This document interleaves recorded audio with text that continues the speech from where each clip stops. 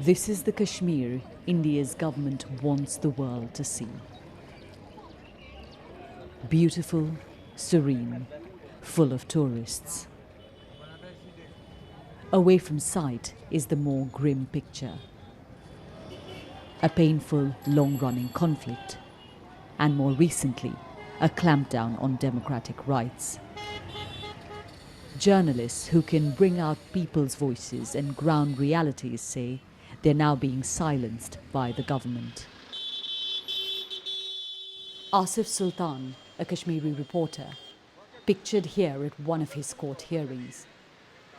He's been in jail for 5 years, charged under terror laws.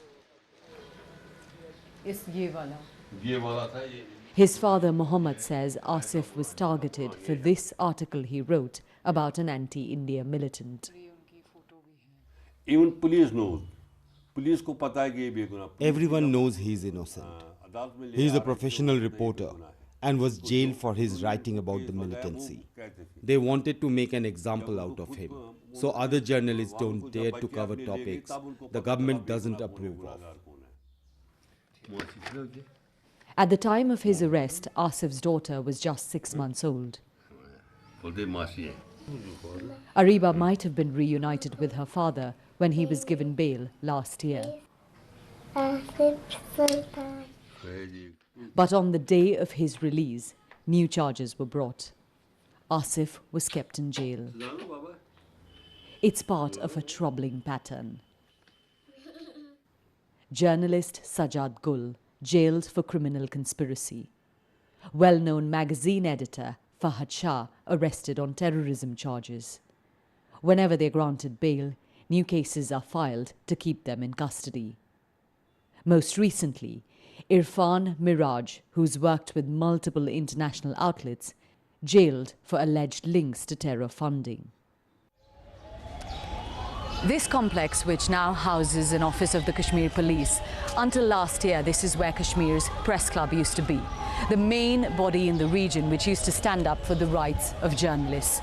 Last year, it was shut down by the government, and in its absence, journalists say they have nowhere to turn to if they feel threatened.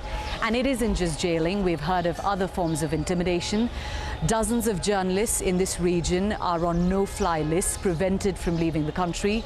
Dozens of journalists have not had their passports renewed. We've spoken to 20 journalists on the ground, each of whom have told us that they've been called by the police and questioned about stories that they've done or social media posts that they've put out. This reporter told us about one such experience. He doesn't want to be identified, fearing reprisal. I started getting calls from the police over a story I had written. They kept asking why I had done it. Then I was questioned in person. They told me they know everything about me and my family, which felt very scary. I kept thinking, would I be arrested or harmed physically? And what impact has that had on your journalism? Instead of thinking about whether I have enough facts in a report, I worry more about whether it will land me in trouble. We are all self-censoring. There is an attempt to silence the press in Kashmir once and for all. Most journalists told us they fear reprisal by the state. But in a conflict between Indian forces and underground militant outfits, some say there are other dangers too. I spoke to a journalist who received threats from an insurgent group. Working as a journalist in Kashmir is like walking on a razor's edge.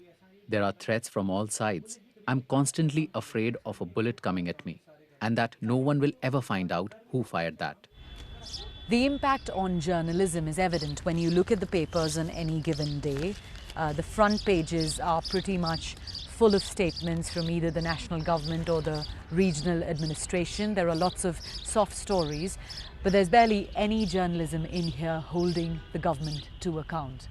We asked the police and the regional administration to respond to the allegations made by journalists who spoke to us. They haven't replied.